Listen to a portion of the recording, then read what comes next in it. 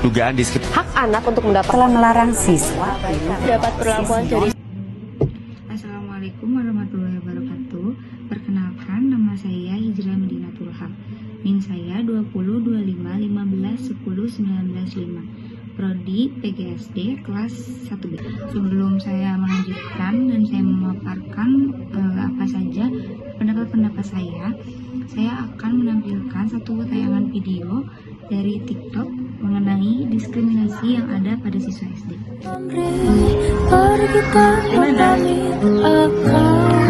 nih biar mamanya tahu. Udah ngomong Kesana kemari tanpa berarti kamu ngambil uang temennya dimasukin ke tas yang lain biar nggak ketahuan ya? Iya. Gimana itu? Gimana? Emang ada setan? Soalnya ini kamu ini sudah orang-orang udah pada ngeliat kamu yang ngambil, kok kamu masih bisa bilang bukan, enggak.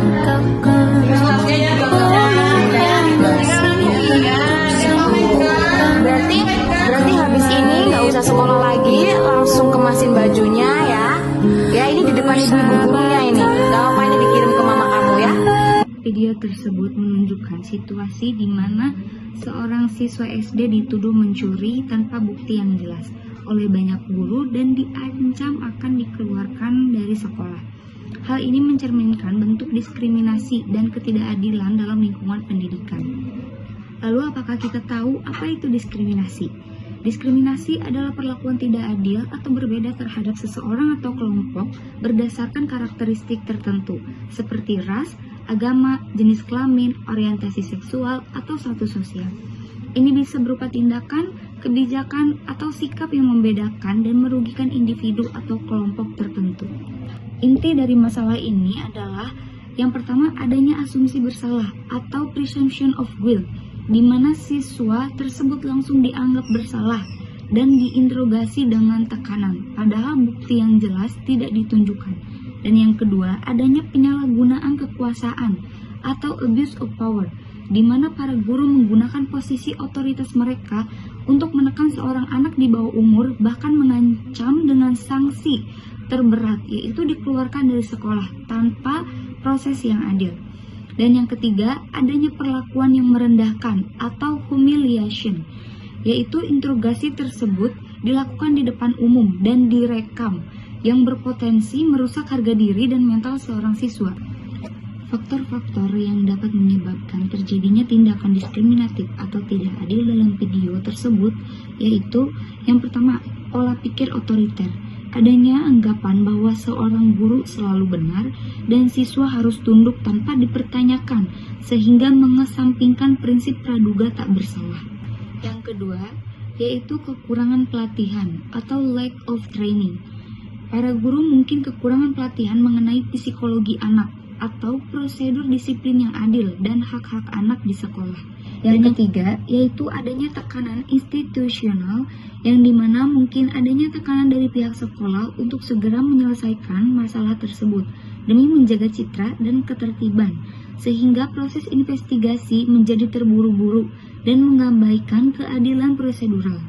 Yang keempat, adanya stigma dan stereotip, yang dimana dalam kasus tertentu prasangka terhadap karakteristik tertentu, misalnya latar belakang, penampilan, dan riwayat perilaku sebelumnya dapat memicu perilaku yang tidak adil.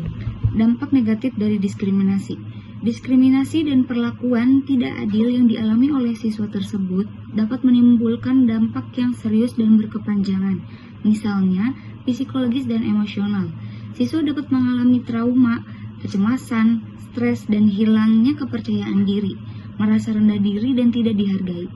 Dan ada pun juga dampaknya yaitu pendidikan dan akademik, yang dimana menurunnya minat belajar, merasa takut atau enggan ke sekolah atau school refusal, dan berpotensi berdampak pada prestasi akademik. Adapun juga yaitu sosial dan hubungan. Siswa dapat dijauhi atau dicap negatif oleh teman-temannya ataupun biasa kita sebut dengan stigma, dan terjadi keretakan hubungan antara siswa, guru, dan sekolah. Dan adapun juga dampaknya yaitu perkembangan moral, merasa sistem itu tidak adil, yang dapat memicu perilaku pemberontakan atau hilangnya rasa hormat terhadap otoritas. Adapun juga upaya pencegahan dan solusi untuk mengatasi masalah ini dan mencegah adanya terulang kembali diperlukan upaya dari semua pihak. Yang pertama, adanya penegakan hak anak di sekolah.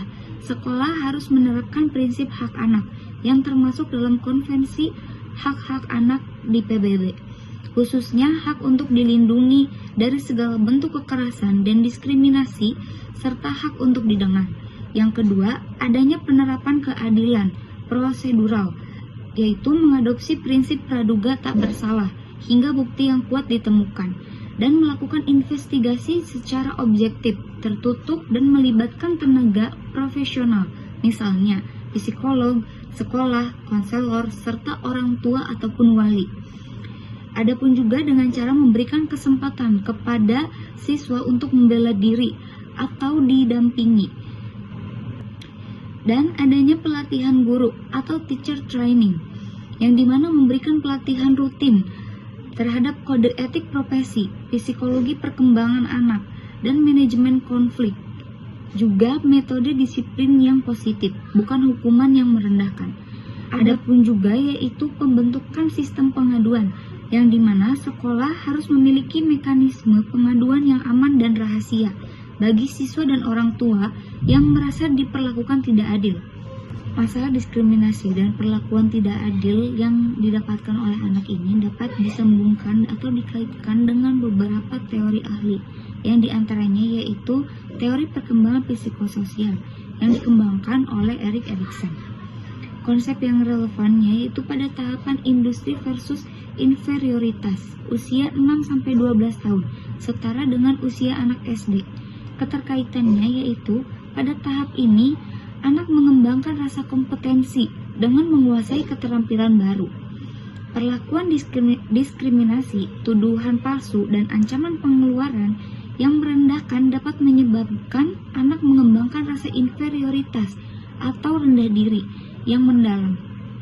Mereka akan mulai meragukan kemampuan dan nilai diri mereka di mata lingkungan sosial, seperti di sekolah. Kesimpulan dari pemaparan materi dalam observasi yang sudah saya lakukan ini, yaitu kasus dalam video menyoroti perlunya pendidikan yang tidak hanya berfokus pada akademik, tetapi juga pada penegakan hak asasi manusia dan keadilan prosedural, terutama bagi anak-anak di usia rentan. Kegagalan untuk memberikan keadilan dapat merusakkan perkembangan psikososial anak secara permanen, menjadikannya korban dari sistem yang seharusnya melindunginya.